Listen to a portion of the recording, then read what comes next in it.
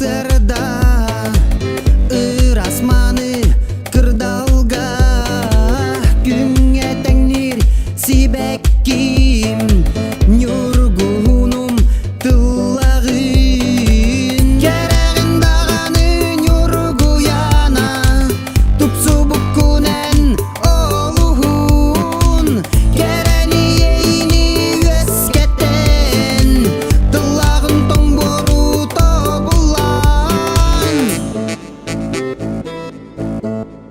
yorgun yara ehi ere yorgunlar gereğidin kistenimeng eder kıstım içerden gün otugar külümnen gereğin dağanın yorgu yana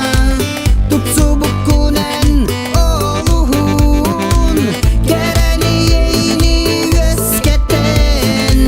tılağın tomboru tobulan gereğin dağanın yorgu yana tupsu bukunen oluhun gereni yeyini ösketen tılağın tomboru tobulan yorgunlar